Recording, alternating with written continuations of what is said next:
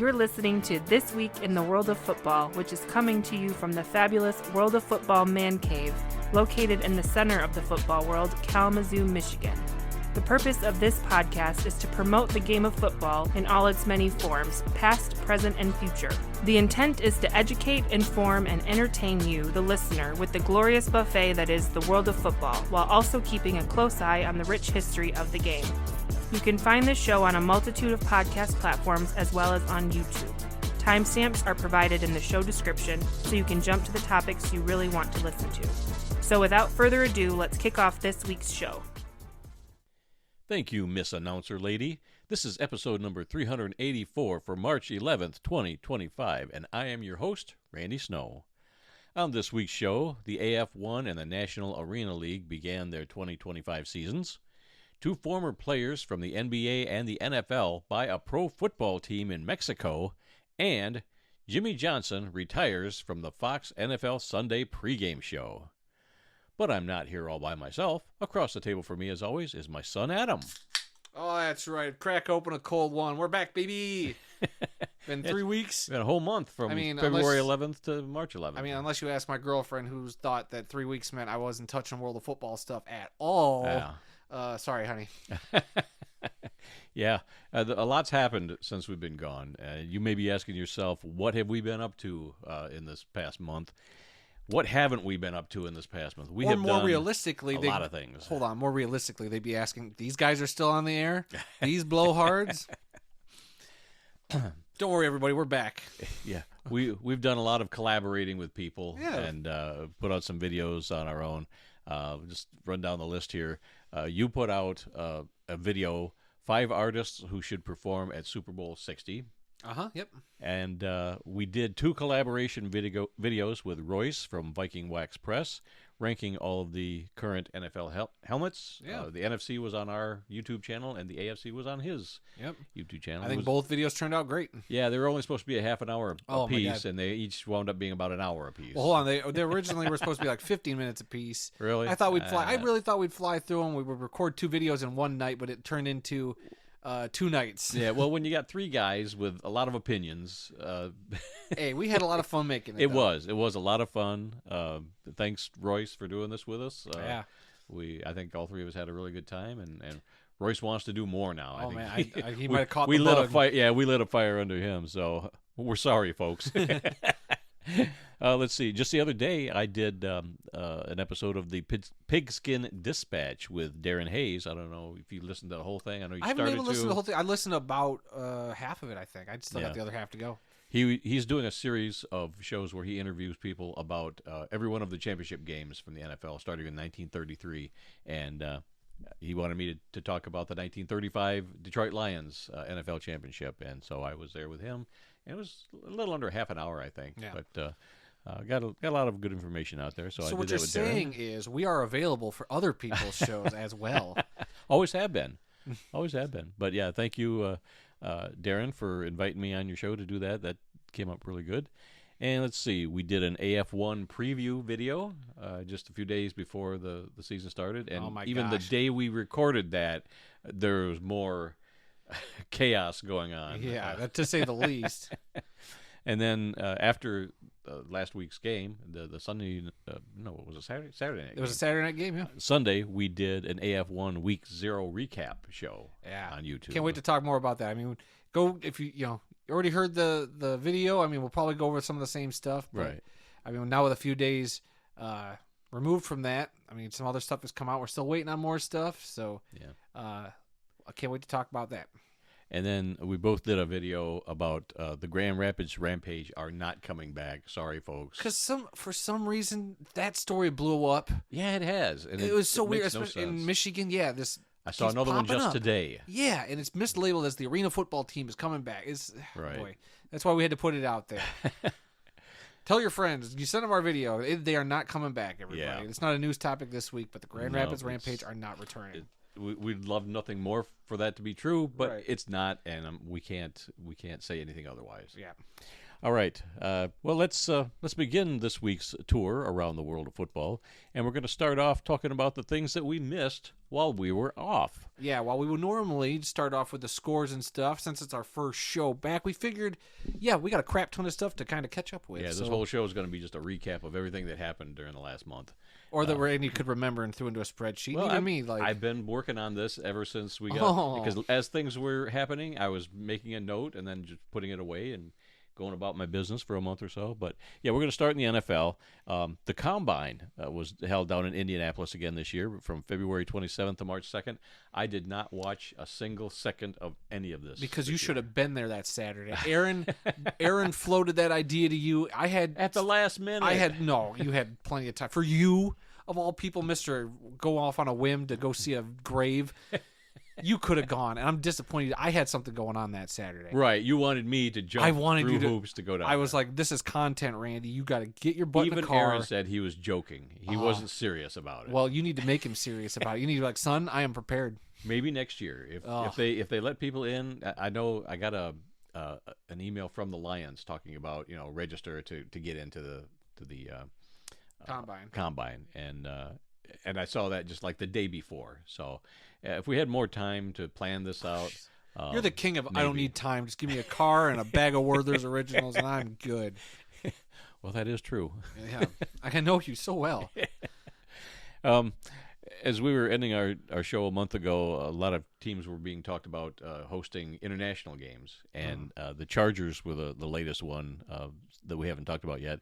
The Chargers are going to host an international game in Sao Paulo, Brazil, this coming year.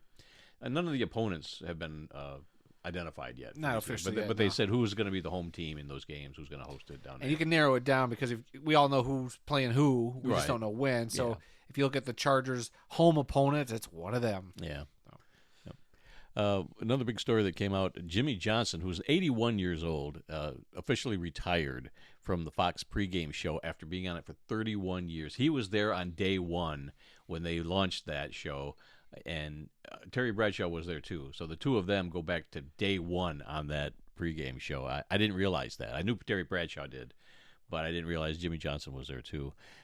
Johnson won back-to-back Super Bowls with the Cowboys, of course, in the 90s. And he won a college football national championship with Miami in 1987. Johnson, I already said that Terry Bradshaw and him were there from day one. Is Terry Bradshaw going to retire next? I'm sure there's people who say he should. I've been thinking about that. I was surprised he actually came back this year because last year, towards the end of the year, he missed some time for various health reasons. So I really thought that he might not come back. And maybe this is the time now that he says, well, Jimmy's not coming back, so maybe it is time for me to go. Maybe he has one more year in him, but we'll see. I think with Jimmy, though, I remember Jimmy even back in the day. The Fox pregame has been my favorite pregame show of all the always. pregame. Yes, it always but has been. To be honest with you, like this past year, I got very superstitious. Every time I felt like I watched the pregame show, the Lions didn't win. So I actually skipped the pregame show quite a bit this year, but I had heard like Jimmy Johnson would not be on the show a whole lot, or he'd call in remotely. Right. So the writing was kind of on the wall that he was probably on his way to retiring, and good for him. He still looks great for 81. He does. When I saw that he was 81 years old, I could not believe that because I thought he's looked great for years at his age. So he seems like he's got a lot of energy. He looks in better shape than Terry Bradshaw. I hate to say. I mean, you're not wrong. Of the two of them, I thought maybe Bradshaw would go first, but he's still hanging in there, at least for now. We'll see. But congratulations to Jimmy Johnson. Yeah. Let's see. The Dallas Cowboys announced the formation of a regional high school girls flag football league across the entire state of Texas. 86 schools will be involved in the new leagues. 54 of those are going to be in the Dallas-Fort Worth area alone. Had you heard about this? I had not. This is interesting. Yeah. But, so we had the story before we went off on our break about the Broncos and their whole helmet initiative for the high schools around the state. Yep. And now the Cowboys doing this for girls flag football is a pretty cool move, classy move by the Cowboys. I know we give the Cowboys a lot of crap because of Jerry Jones and Right. their fan base. But you know what? When something cool like this happens, you got to give them their flowers, and I think this is pretty neat. Yeah, that is. It's pretty cool. And then right after that, the next story, the Minnesota Vikings are partnering with 6 NCAA schools in Minnesota to form a new women's flag football league also. See, I think maybe this is the one I heard, but I didn't remember what team it was associated with. But also, give them their flowers. That's a pretty cool move. Yeah, both of these stories came out within a few days of one another, and that's why I've got them back to back here. And I just thought that was pretty cool too. So, NFL teams are getting into high school girls football and college girls football, flag football. So good for them. Good for them for supporting this. It puts the NFL teams in the news again in a good light, and it's a good cause. Yep. Let's see. Now we're going to get into a lot of the transactions that are happening. I mean, this whole free agency thing has started off with a bang, and even before that, we had a lot of moving stuff And happening. there's more stuff going on today. Yeah, it's crazy. Like, I mean, I've hardly been able to keep up even with the Lions moves. Even yesterday, somebody was like, "Hey, did you see who the Lions picked?" I'm like, "No, I haven't." Like, my phone's been blowing up because of all the stuff. It just kind of has gotten lost in the shuffle. But this first one you're going to talk about, oh boy, do I got some thoughts. A defensive end, Myles Garrett, agrees to re-sign with the Cleveland Browns after saying that he wanted to go to a contender, didn't want to come back. Didn't he say something about a toxic locker room or something? I don't think that was it, but it was a letter to the team and the fans saying, "Guys, I just want to go to a contender. I want to win a Super Bowl. Right. It's not about the money." And $160 million later with $123.5 million of it guaranteed. It is changes about the your money. perspective a little bit. Yeah, so that made me lose a whole lot of respect for Myles Garrett and some of these guys. Like, if that was a leverage, power play, shame on you, because to put out a letter like that to me actually says, like, you want to go through with it. There's no turning back, no amount of money. You want out of that situation. I'm sorry. And when you say it's not about the money, and it turns out it was about the money, exactly, I lose a lot of respect for you. Now, say what you will about, he's the guy who used the helmet to smack another dude, but he's one of the best defensive players to play the game. First ballot Hall of Famer. He's going to be in Canton someday. The dude is still a beast at his age and has 3 or 4 good years left in him still. So I didn't knock him one bit for wanting to get out of that cesspool that is the Cleveland Browns organization. Sure. And money talked. Yeah. And I don't know who you're winning a Super Bowl with on that organization, especially when you're taking up a bulk of that salary now, Myles. Well, he doesn't get a ring, but he's sitting on a big pile of money, so I guess, at the end of the day, he's fine with that. I guess, as long as you have that money. But I'm sorry, to say you want to go win and you stick with the Browns, I'm sorry.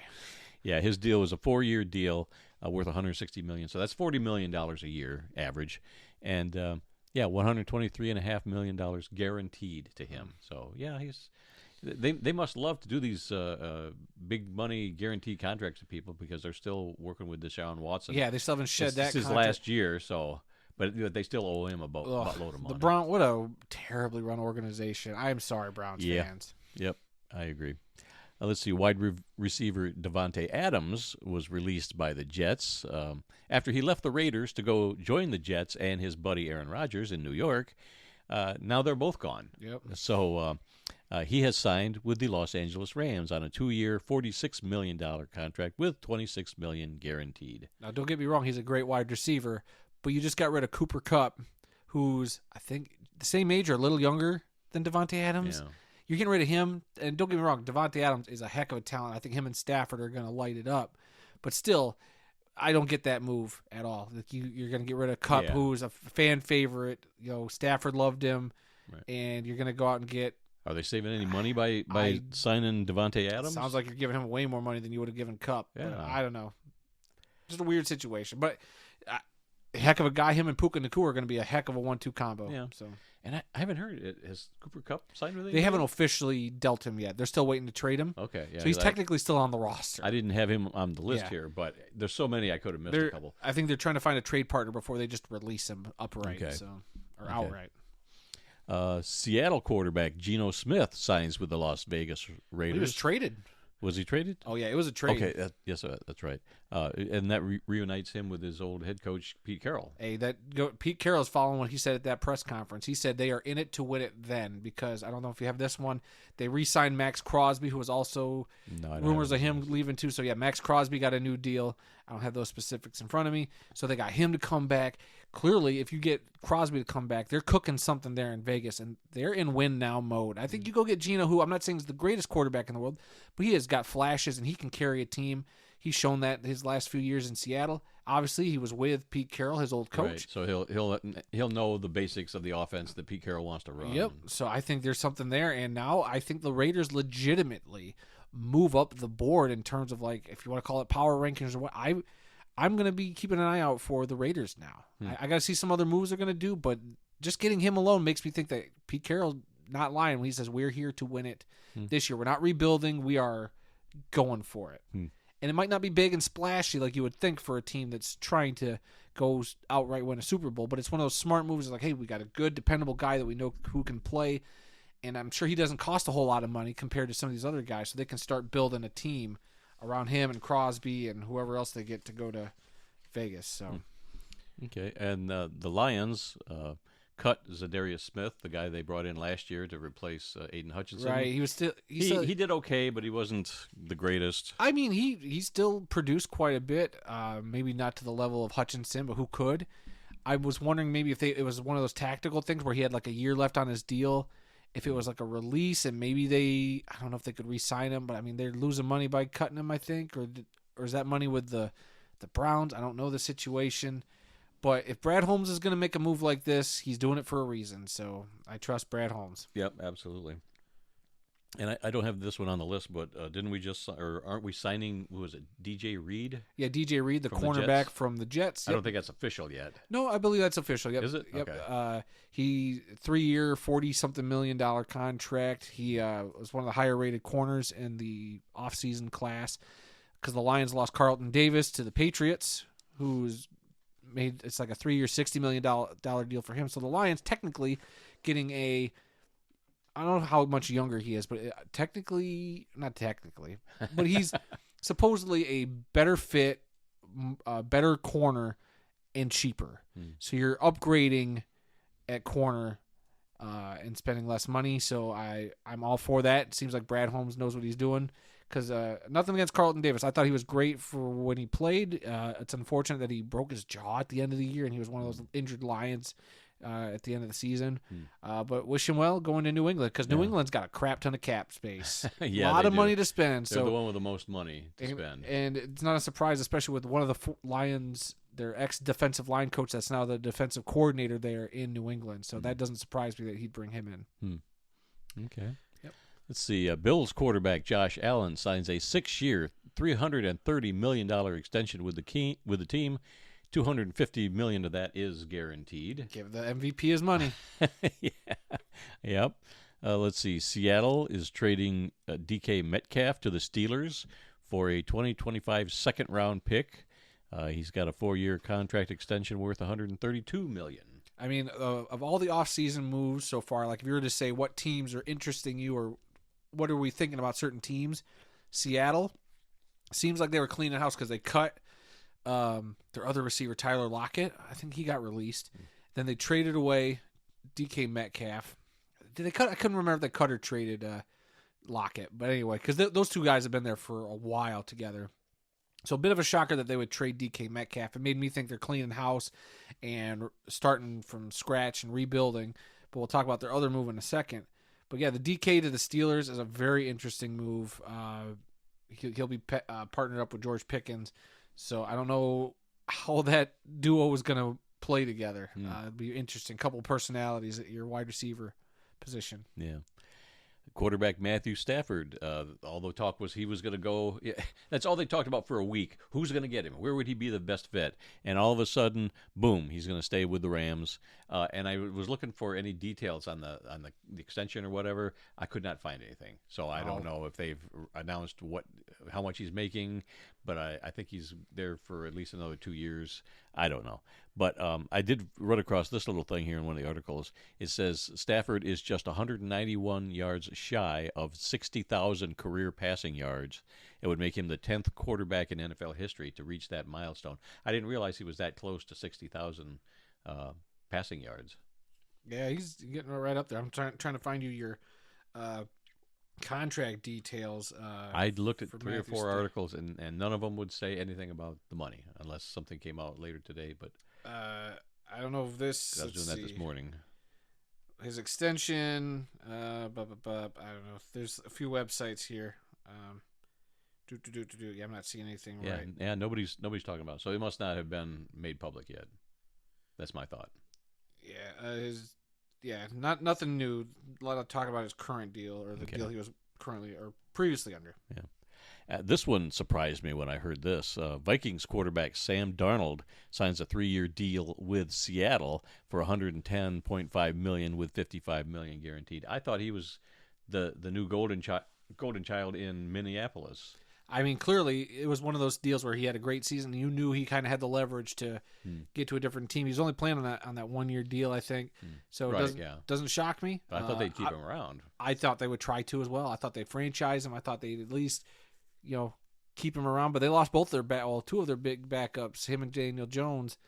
Daniel Jones went to the Colts, I think, today. I saw he got signed. Yeah, I didn't have that one written down, but that happened a little just while as ago. I thought Seattle was cleaning house, they get Sam Darnold, and it's like, maybe they're not trying to clean house? I mean, I know they got Smith and Jigba, the other wide receiver out there, who's pretty good. So we'll see what Seattle's got cooking. Very interesting. Well, what about Minneapolis or Minnesota? Who do they have at quarterback J.J. now? McCarthy, the rookie they That's right. drafted. Yeah. See, I totally forgot about him. But to me, because he was hurt all season. Yeah, he was hurt all season. So do we really know what we got or what they got? They're starting all over again. I mean, are they? Maybe he could pick up right where they left off. They don't- got the rest of the team. I don't think so. I think they got the receivers. They got the running back extension. I don't think he's going to have the kind of rookie or sophomore season now, technically, that Darnold had. So I think they're going to take a big step back. We'll see.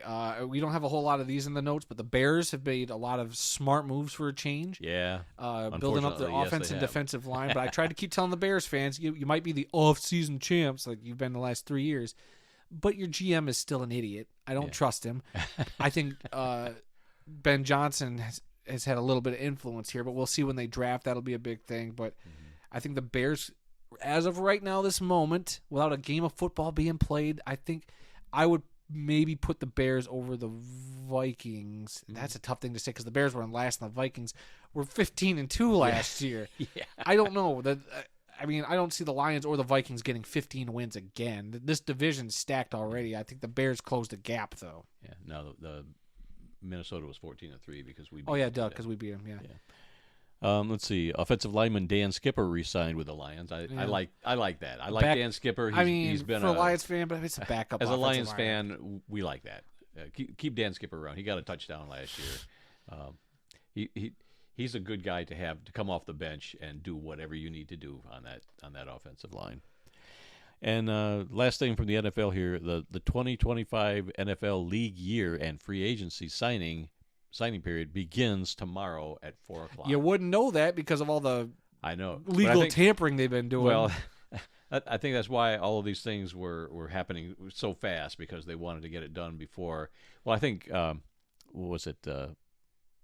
Free agency started, but the signing period is not until tomorrow. But this is the legal tampering, I think, where you can outright start striking up deals, but nothing can be official until the 4:00 starting point or whatever you want to call it. Whatever. But yeah, so that's what people can look forward to at 4:00 tomorrow. Yeah. So I'd say right now, I know a lot of fans are like, how come my team's not signing a whole bunch of people?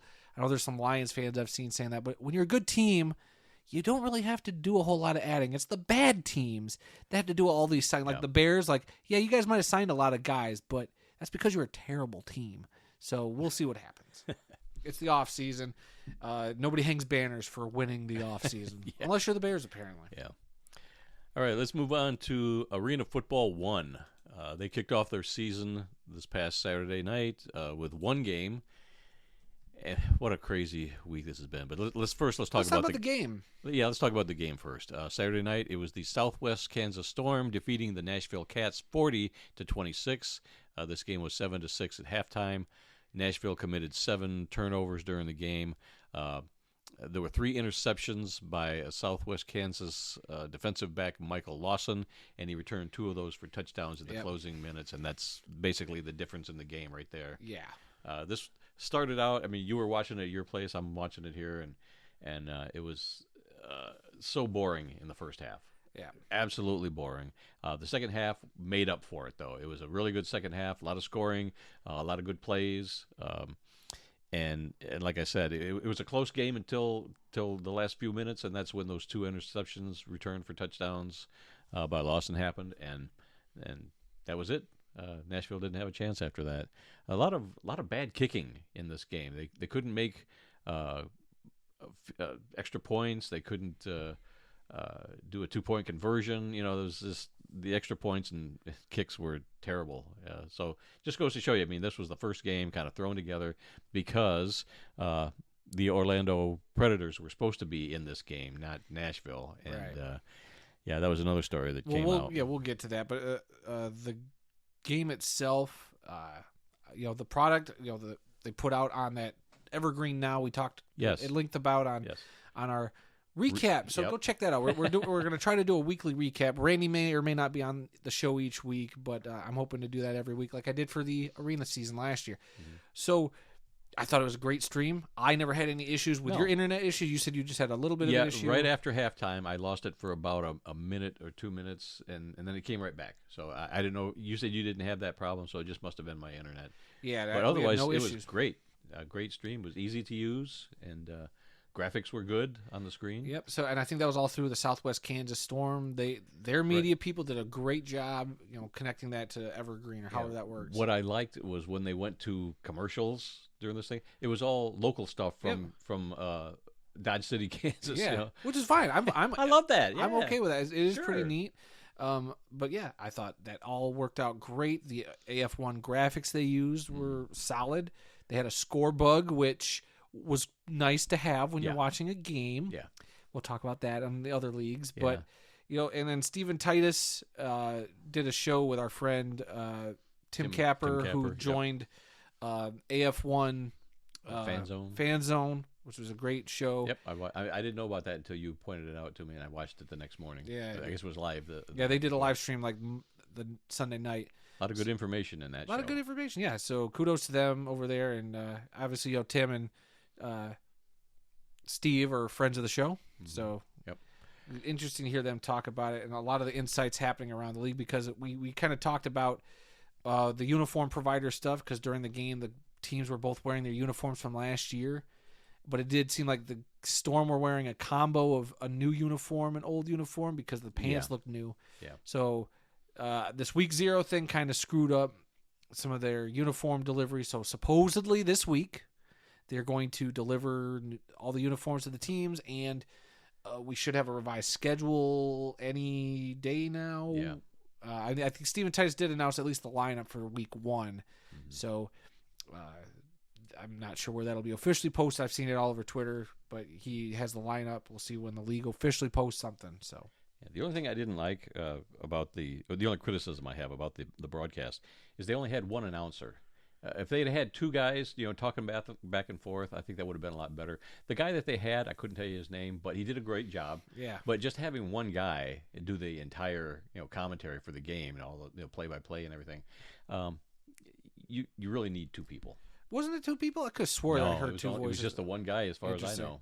Because I could have swore it was 2 people. But what I like also Evergreen Now, if you missed the game, you can go make your account. You can go back and rewatch any the game. It was great. I was scrolling back through it, looking for stuff, making notes. So hopefully they keep that all season long. It'd be nice if we needed to go back and rewatch something or just to compare later on in the season. Be very curious about how long that stream in particular will stay on their service. Yeah. I had a little trouble, like the day before the game. I tried to set up an account because it's free. You don't have to pay for anything, but you do have to create an account and with a password, and then you're good to go. And I tried to do that the day before, and I could not get it to work. And then 2 minutes before kickoff, I'm furiously trying to create an account again. Worked perfectly the first time. I was right in. Boom. As soon as it connected, I'm watching the kickoff. Yeah. So that's how close it was. Yeah, I was kind of the same. So we must have been, because I forgot. I was almost just going to cast it from my phone, but I was like, well, let me, for purposes of telling other people, let me download on the TV. Yeah.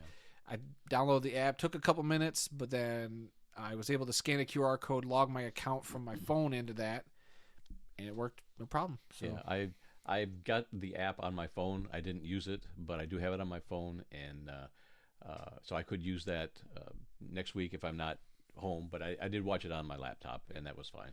I had a good time. All right, so some of the news that came out of the AF1, and there was a lot of it this last coming month.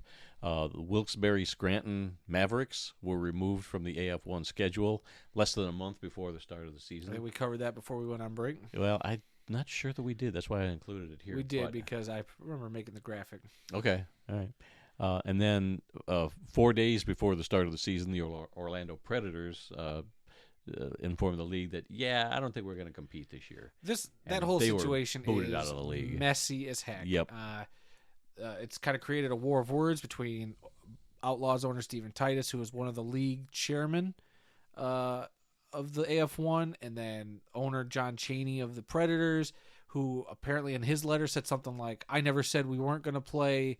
But there's a lot of wishy-washy, but they would have played 1 week and then would have bounced out. It's just, what a mess. Yeah. And I think the AF1, while they're the ones getting the black eye for this whole situation, I think they did what they had to do to kind of move forward with the season. So you hate to see a legacy franchise like that leave the AF1.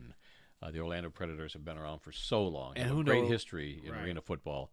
I hate to see them, not being a part of the league, but I think the league was justified in doing this. And who knows, whatever this ownership group, because supposedly this all went down because there's an ownership group who was going to buy the Predators from the owner, John Chaney, but they wanted the Predators to not play in the AF1 season. I don't know why, if that's just if they want to go to a different league or what, or if they just want to reassess assets and not have to pay players during this transition. Who knows? But it stinks to see, and that's a whole organization of people. When you stop and think about it, it's the players that were practicing, the social media staff, because we kind of commented that they posted a social media post as they got kicked out of the league, we're here, we're practicing. So that's coaches, players, staff that just out of jobs because this owner wanted to sell his team, which you have every right to do, but you could have handled it so much differently. Yeah, on the show with Tim Capper, Steve Titus was saying that Orlando had the highest ticket prices in the league. And that's the other thing, at too. $70 a seat, for the minimum cost. And Trey from Off the Wall pointed that out several times. You have the most expensive arena in the league. $70 a ticket just to get in the door is a lot to ask for a fan-friendly league. And don't get me wrong, $70, I guess I'd be I'll pay $70. But when you really think about it, though, I wouldn't pay that for a Taylor Swift concert. I'm sorry. Yes, I would. You know how much those tickets are? Shoot. But it's just, you got to know that there's no way that's feasible, right? You have the biggest arena. Why not find a smaller arena? Right. Or cut down on ticket costs and maybe find a different way to make some of that money back. But I don't know. I think they were just so used to playing in a big arena that they couldn't fathom shrinking a little bit for a year or two and rebuilding, because this is what this whole league has been trying to do, is rebuild the arena brand from the ground up. And I don't know, it just bit the Predators, and they just, I don't know, it stinks. Yeah. And then, so this was 4 days before the first game that the Predators were supposed to play in. Right. And then the day of the game, the first game, Saturday night, the league announced that the Arizona Bandits would not play in 2025. Now, we kind of saw this one coming. We had talked about it on our preview.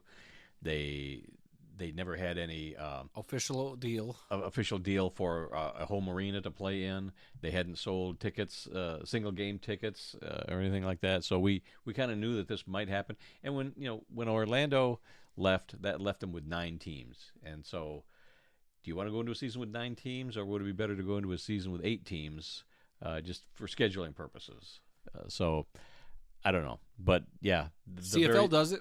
Well, true, but they've been doing it a long time. They've kind of got that perfected.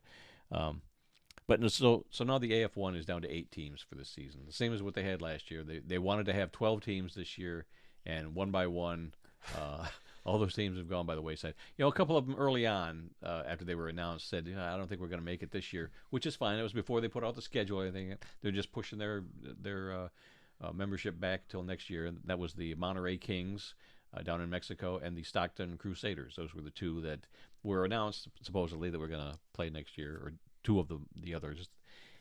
And so hopefully they will be a part of the 2026 season. We'll see. I mean, even Steven Titus alluded to it on that show that they're probably going to have to be a little more hand-holding when it comes to where teams need to be before the season, because like he said, he's like, you would think that people who run businesses that get into this game would know what, I mean, maybe not fully what you're doing, but at least enough to be like, all right, we know our funding, we know that we got to get this done by a certain date, and clearly some of these people don't. So the league might have to do a lot more oversight in terms of at least getting teams to a point where they go, all right, you have sponsors, you have this deal all locked into place. Yep, we're good to go before we even get to announcing a schedule, because nothing is more irritating to us fans and people like us, you and me, who travel for a lot of these games than, oh, we got to change the schedule at the last minute. Bit us last year when we tried to go to Minneapolis to go see the now defunct Minnesota Myth. Yep. And so, I mean, while we still made a trip out of it, it stinks. Yeah. You're planning a whole trip around seeing this game, this team. You would like that reliability, because, like, you know how disappointed I would be? We were going to a Michigan Panthers game if they changed that schedule at the last second. Oh, yeah. A Lions game where they changed it at the last second. Like, come on now. Like, that's so unprofessional. And I get it, in the indoor game, it's kind of par for the course, but they want to get to a point where that's not the par for the course. Sure. And we would love for them to have that not be par for the course. So we'll see. I think everything they're doing this year, and we knew, would be learning and reevaluating and seeing what actually works. Like, hey, it's one thing to go set your mind and set the table for, this is how we want to do things. And when you actually get to it and you're like, never mind, this doesn't work. Kind of like our show where it's like, hey, Adam wants to do video for the podcast. And Randy goes, good luck with that. Then Adam does 3 weeks of trying to figure out how we're going to do it. And he goes, you figure it out? And I go, no, sir. We're going to stick with audio for now. It happens. You got to adjust. But I know that the AF1 did have a lot of meetings. They had some meetings in Chicago where they brought everybody together, and it was like it was like a clinic. Yeah, like a clinic for all the owners. This is what we expect. This is how this works, and this is how you can do this. You can do it this way or this way. Either's fine, but all kinds of getting into the nuts and bolts of how the league needs to be run. From game day experience to sponsorship stuff, yeah. I would assume. So I think the league, was good that way, but then once you give these classes to people, you just send them off on their own and expect them to do everything without any oversight afterwards. So I don't know if that was the case or what, but it's something that needs to be improved on next year. Yeah, and we'll see. We'll see how this season goes. I think right now they're at a point where they should be, knock on wood, they should be in a good spot to play the rest of the season with no further hiccups. The 8 teams that they've got now, I think, are sitting on pretty good standings. So we'll see. All right. So the AF1 is going to be coming out in the next day or so. Their schedule. Yeah. Another, what is it, the 4th or 5th time they've had to revise the schedule this year as teams have been dropping out. So we'll see. We'll get the whole schedule, and that'll be kind of nice. And then we can maybe start looking at, Nashville's hosting the game on this date. Are you available then? Yeah, let's go to that game. Yeah, we'll see.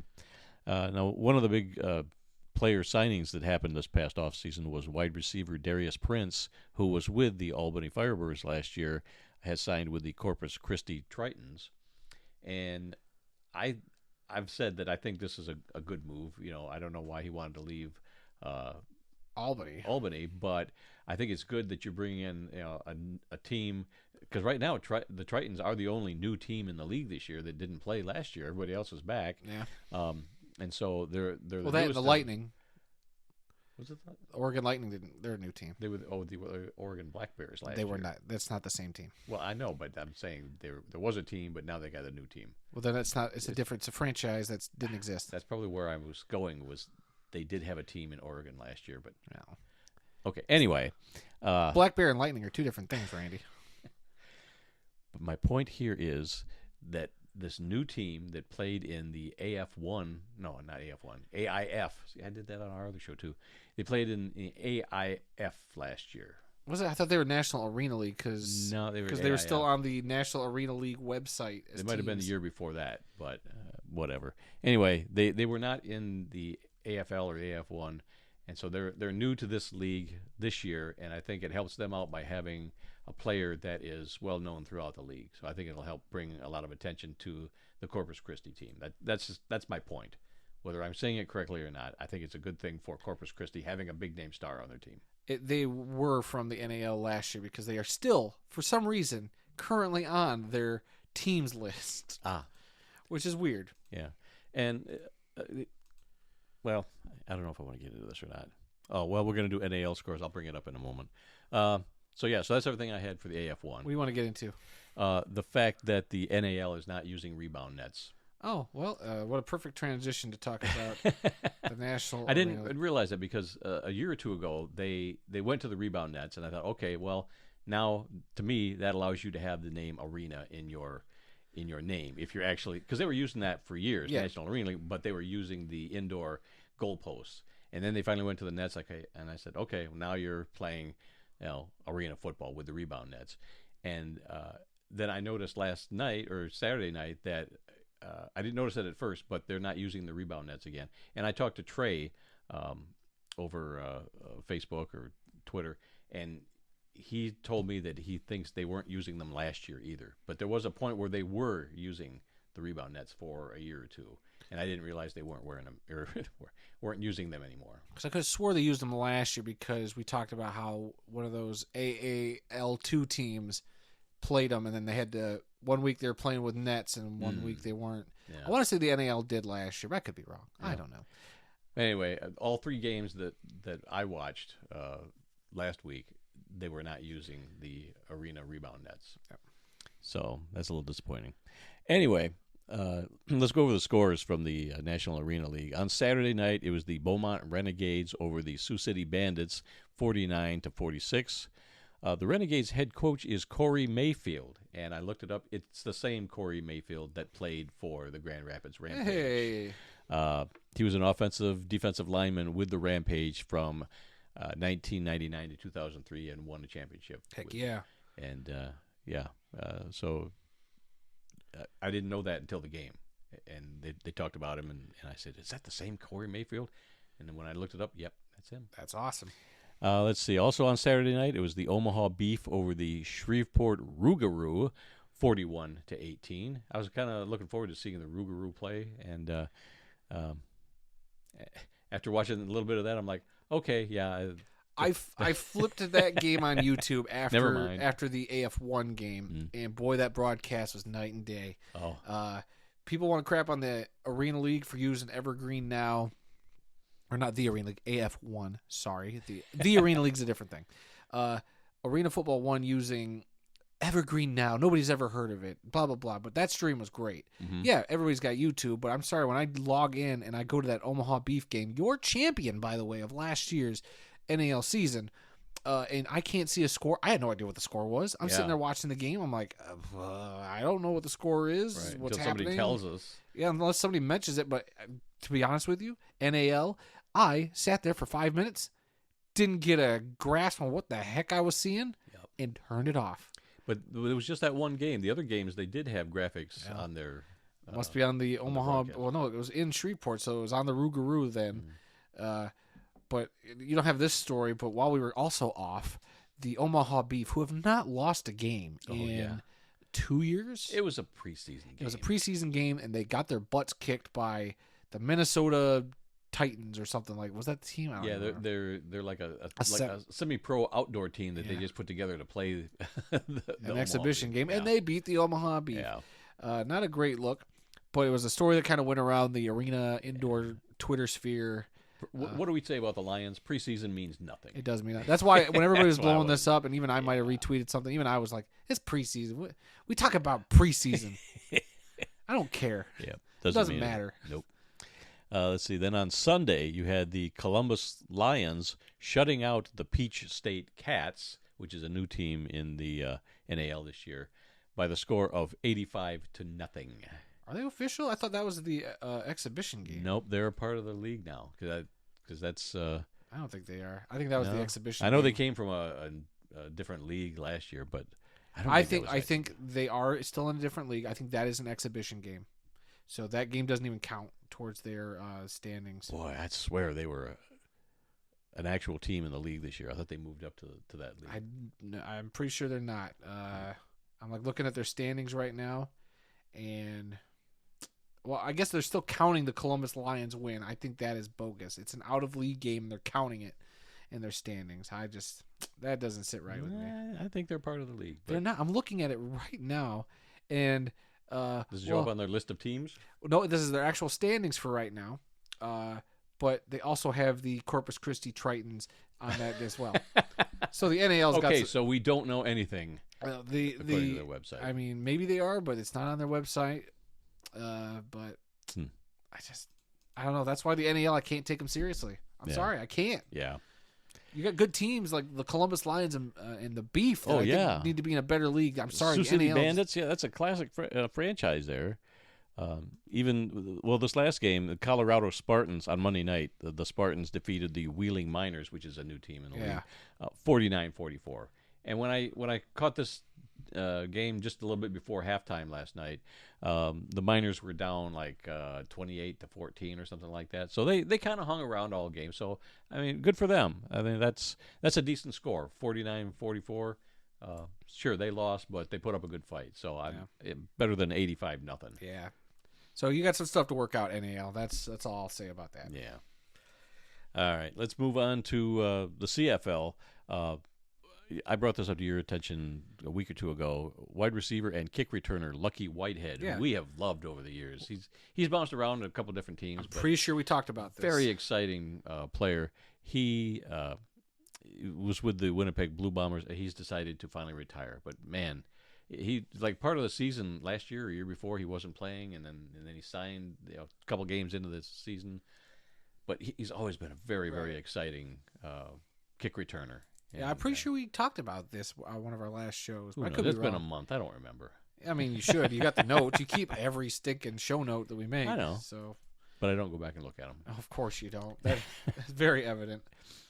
So that's my only note from the CFL right now. Let's see. The Women's Football Alliance, the Boston Renegades will not play in 2025, and that was This was a shocker. Yep. Yes, they've been a great team. Probably one of the two best teams in the league over the last couple of years. They won 5 national championships, but they do plan to restructure and return again in 2026, so they're not out completely. But they're the team that the owner of the Patriots would lend his team jet for them to get to wherever the championship game was played. I think it was in Canton. But, yeah, he'd loan them that jet to go play in the championship game every year. And, they were a great team, so... sorry to see that the Boston Renegades are not going to participate this year. Yeah, it's a bummer. Yep. Now let's see a little bit of UFL news. They're going to add 2 more teams in 2026. And one of those teams that's being talked about right now is the Seattle Sea Dragons. They're one of the 2 teams, supposedly, that will return, and probably one of the other franchises that they had. They'll go back to a city that had a team before. Yeah, we'll see. I haven't heard anything official about this. I mean, they still got to get through their season. They've been dealing with a lot of player union stuff where supposedly players are not happy and we're going to boycott leading into the season. I don't know. There's been a lot of stuff swirling on the internet about that. Their first games are coming up, so we'll see. I would hate to see the UFL season derailed like that, but yeah, I think last I heard it sounds like things were kind of squashed, but I don't know. It's tough. Well, our new friend Royce is going to be covering the Memphis Showboats of that league for the Alternative Football Network. Let's give them a quick little plug. So maybe he can fill us in on some of the goings on here and there in the league or behind the scenes stuff. Maybe I don't know. We'll see. Yeah, we'll see. I mean, I'm excited for Michigan Panthers football to return. I'm excited to go to a game this year again, and for this season, for this league, because I feel like this league is actually filling a big hole. and I think there's a lot of people who want this to do good. Mm-hmm. We'll just see if they can actually pull it off. Yeah. Again, I mean, they merged for a reason. They got a lot of the right stuff in place. We'll just see if they can get past some of this nonsense that we've been hearing about. Yeah. Let's see. Let's move on to some college football news. Ohio State, Nebraska, Texas, Florida State, and USC have canceled their spring football games. And I think this is a big trend right now. Nobody wants to play a spring football game because with their NIL contracts, they don't want to get hurt playing a spring game. So they're these schools, and probably more. I mean, these were the first ones that came out, and every day another one would come out. Oh yeah, we're not going to play a spring game either. I've enjoyed going to the Western Michigan spring game just to see them run around and throw some passes and see the uniforms on the field, and if the weather is decent. It's a lot of fun. It's a glorified practice. I know it. Who cares? I know it. I know, but I it's mean, something to do in the college off season. They can figure out something different. This, to me, gives them an opportunity to find a new thing to do. That's not the spring game, but maybe it's something else that they can showcase their team and their players, their recruits, to their loyal fan base and donors and all that. Some of the things I've heard, some of the teams are looking to do is like have some fan interaction things. Make it like a big carnival or something where the actual players there, and bring in some kids and have some games for people to do, and meet the players and this and that. So it's going to be totally different. But I think this is the wave of the future in college football. When just a few years ago they talked about how many fans they had at the Ohio State spring game, or how many fans they could get pack into a stadium for Alabama or a lot of these big time schools. They'd pack them in for a spring game. Yep, cool. So I don't know. I don't really care about the spring games. No, it doesn't matter to the team. Even Westerns, we went to one, and I was like, I've been to several. I know you have. I go to one. I'm like, yeah. Again, it's like preseason. It doesn't matter. I don't care. Give me the real football. Well, it's like saying winter's over and football season's right around the corner. Yeah. To me, it still says we still got 4 months. It's March. Your season doesn't kick off till September. 4 months is better than 6 months. Let's see. Former Heisman Trophy winner Eddie George signs a 5-year deal to be the new head coach at Bowling Green University right here in Mac. He'd spent the last 4 seasons as the head coach at HBCU Tennessee State. I didn't think it was 4 years, but yeah, he's been there for 4 years, and now he's moving up to Bowling Green. And I was hoping that Bowling Green would play at Western this year so we could go see him, but they're not even on their schedule, home or away this year. Hey, whatever. I'm just shocked that Bowling Green waited till March to announce a head coach for your college. Boy, that's not a good sign. Well, he's back in the state of Ohio, which he played while for he's Ohio a big State. name, the fact that your recruiting's been going on, I don't know what he could possibly add to that team this late in the game of the cycle. I don't know. To me, you can chalk up them to being the worst team in the MAC.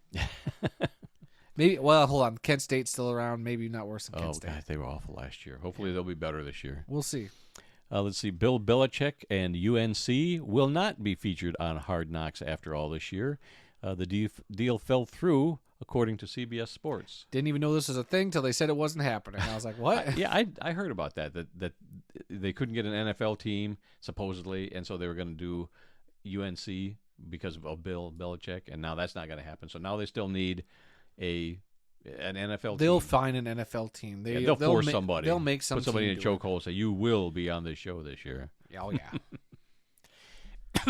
Excuse Oh, me. boy. Way to close out that segment. Yeah. Let's see. In the LFA, the Liga de Fútbol Americano Profesional down in Mexico, news from that league, former NBA player and Detroit Pistons player, Former LA Clippers and Pistons NBA player Blake Griffin, and former NFL Carolina Panthers center Ryan Khalil have teamed up to buy a new LFA team called it's in Monterrey, Mexico. They're also working on a documentary about their ownership of the team, something like Welcome to Wrexham, with Ryan Reynolds and Rob McElhenney. So they're joining as investors joining them as investors. I can't even read my own writing here. I was going to say, you're struggling to read your own script. You're really rusty. Joining them as investors are current NFL players Christian McCaffrey, George Kittle, and George Kittle of the San Francisco 49ers, Minnesota Vikings quarterback, well, not anymore, Sam Darnold, former Carolina Panthers Luke Kuechly, Greg Olson, Julius Peppers, Ron Rivera, Jonathan Stewart are also involved in this ownership group for the team. And the team is going to be called the Monterey Osos, which is bears. So their logo is a letter O with claw marks around it. How original.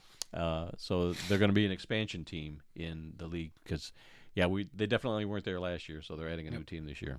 Yep, very, very interesting, and we'll probably try to talk more LFA again this year as well. That was fun to talk about last year. It was interesting learning the new teams and the way the schedule worked and the championship game and all if they're going to have a documentary series about it, I mean, bring more attention. I think that'll also be great for this league. So, I mean, the only thing that bugs me is like they're just trying to copy Welcome to Wrexham, right? But at the same time, first thing I thought of. You know what? It's like a league that we here in the States aren't familiar with, but it's the sport we're familiar with. Right.